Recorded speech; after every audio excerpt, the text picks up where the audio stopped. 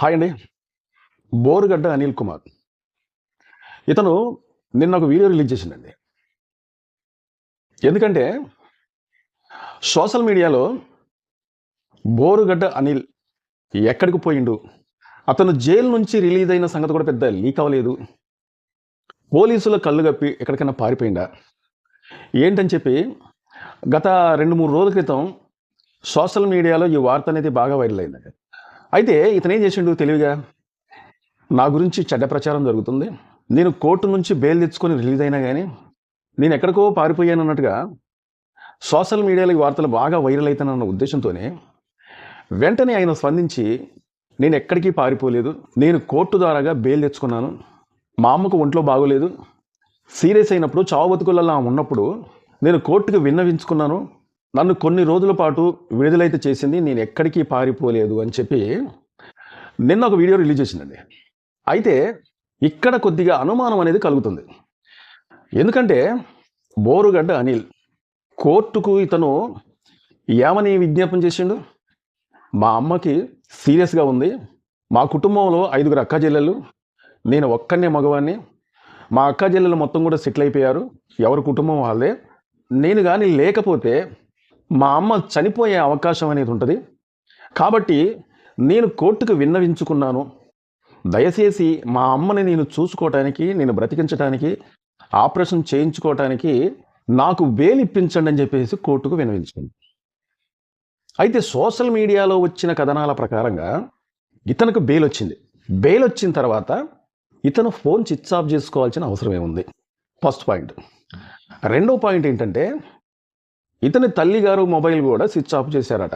గుంటూరుకు సంబంధించిన ఒక డాక్టరు ఇతను తల్లిగారికి సీరియస్గా ఉంది కాబట్టి చెన్నై అపోలో హాస్పిటల్లో తీసుకెళ్ళాలి, అక్కడైతే ఆమెకు మెరుగైన వైద్యం జరిగింది కాబట్టి అక్కడికి తీసుకెళ్తే తప్ప ఆమెకు రికవర్ అవ్వదు అన్నట్టుగా గుంటూరుకు సంబంధించిన ఒక డాక్టరు ఒక మెడికల్ రిపోర్టు ఏదో ఇచ్చిన తర్వాత దీని ద్వారాగా కోర్టుకి పిటిషన్ పెట్టుకొని అపీల్ చేసుకున్నప్పుడు ఇతనికి బెయిల్ వచ్చింది. అయితే ఈ బోరుగడ్డ అనిల్ ఇతని కథలో గుంటూరుకు సంబంధించిన డాక్టరు నేను ఎటువంటి సర్టిఫికెట్ అనేది ఇవ్వలేదు, మా హాస్పిటల్కి ఆమెను అసలు తీసుకురాలేదు, దీనికి నాకు ఎటువంటి సంబంధం లేదు, నేను ఎటువంటి సర్టిఫికెట్ అని చెప్పేసి డాక్టర్ గారు అంటున్నారట. బోరుగడ్డ అనిల్ని అతను రిలీజ్ అయిన తర్వాత ఇప్పుడు ఎక్కడుండో తెలియదు, ఏం చేస్తుండో తెలియదు, అతను ఇంట్లో ఉన్నాడా అనుకుంటే అది లేదు, అతని మొబైల్ వాళ్ళ అమ్మగారు మొబైల్ కూడా స్విచ్ ఆఫ్ చేసుకున్నారట, అతను ఎక్కడ ఉండో కూడా ఇంతవరకు సమాచారం అనేది ఇవ్వలేదు. సరే, బోరుగడ్డ అనిల్ ఒక వీడియో అనేది రిలీజ్ చేసిండు. వీడియో అనేది రిలీజ్ చేసినప్పుడు నేను ఎక్కడికి పారిపోలేదు, నేను ఇక్కడే ఉన్నాను, సరే నా ఇంట్లో ఉన్నాను లేకపోతే నా ఫ్రెండ్ ఇంట్లో ఉన్నాను, నేను ఎక్కడికి పారిపోలేదు, పారిపోవాల్సిన అవసరం కూడా లేదు, నేను కేవలం మా తల్లిగారిని బ్రతికించుకోవడానికి, ఆమెను హాస్పిటల్లో ట్రీట్మెంట్ చేయించుకోవడానికే నేను బయటకు వచ్చాను అని చెప్పి ధైర్యంగా చెప్పచ్చుగా. ఈ ముసుగులో గుద్దులాట ఎందుకు? ఇంతవరకు బోరుగడ్డ అనిల్ ఎక్కడున్నాడో అనే సంగతి కూడా ఎవరికి తెలియదు. ఆ వీడియోలో ఏమంటానంటే, కేవలం ఇది నా మీద కక్ష సాధింపుతోనే కూటమి ప్రభుత్వం అనేది నా మీద కేసు పెట్టి నన్ను ఇబ్బంది చేస్తుంది, పవన్ కళ్యాణ్, చంద్రబాబు, లోకేష్ వీళ్ళు ముగ్గురు కలిసి నన్ను ఇబ్బంది చేస్తున్నారు, నాకు ఎటువంటి ఇబ్బందులు ఏమైనా కలిగినా, నా ప్రాణానికి ప్రమాదం ఏమన్నా జరిగినా, నన్ను ఎవరైనా అటాక్ చేసినా ఇది మొత్తం కూడా పవన్ కళ్యాణ్, చంద్రబాబు, లోకేష్ గారిదే బాధ్యత, నాకు ఎటువంటి ప్రమాదం జరిగినా అని చెప్పేసి ఒక వీడియో రిలీజ్ చేసిండు.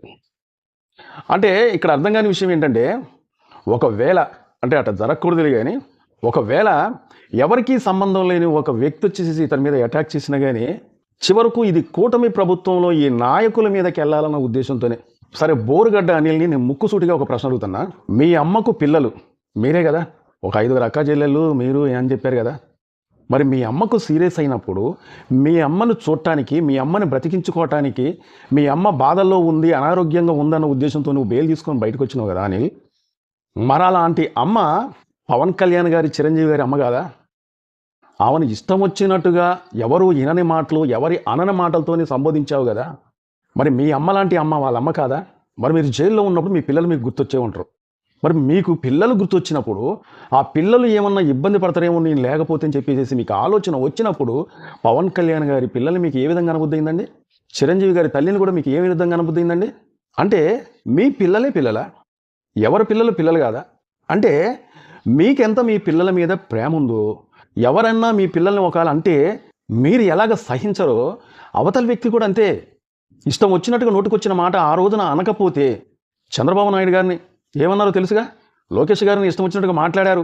అంతేకాకుండా పవన్ కళ్యాణ్ గారి కుటుంబంలో ఫ్యామిలీ అందరినీ, చిన్న పిల్లలను కూడా వదిలిపెట్టుకున్న నానా మాటలని ఈ రోజున నన్ను దయచేసి వదలండి, కోర్టుకు నేను విన్నవించుకుంటున్నాను, ఎవరన్నా నా మీద అటాక్ చేసినా, ఎవరి వల్ల ఏదైనా జరిగినా ఇది మొత్తం కూడా కూటమి ప్రభుత్వందే బాధ్యత అన్నట్టుగా మాట్లాడుతున్నారు ఇప్పుడు.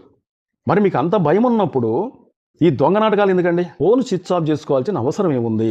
మీకు కొన్ని రోజుల పాటు మీ అమ్మ గురించి ఆమె అనారోగ్యంతో ఉన్నదని చెప్పేసి మీరు కోర్టుకి వెళ్ళారు కాబట్టి ఆమెకు ఆరోగ్యపరంగా హాస్పిటల్లో చూపించుకోవాలని చెప్పేసి కోర్టు మీకు అనుమతి ఇచ్చిన తర్వాత స్విచ్ ఆఫ్ చేసుకోవాల్సిన అవసరం ఏముంది? అందుకే అంటారండి, చెడపకుర చెడెదువు అని. మన నోరు మంచిదైతే ఊరంతా మంచిదే. ఈ ఒక్క నాలుక చేసిన తప్పుకి ఎవరిని ఏ విధంగా మాట్లాడాలో తెలియని పరిస్థితిలో ఉన్నప్పుడు ఈ ఒక్క నాలుక చేసిన తప్పుకి శిక్ష అనేది తప్పదు. అప్పుడు అంటం ఎందుకు? ఇప్పుడు శిక్ష పడిన తర్వాత బాధపడటం ఎందుకు? ఆలోచించుకోవాలి.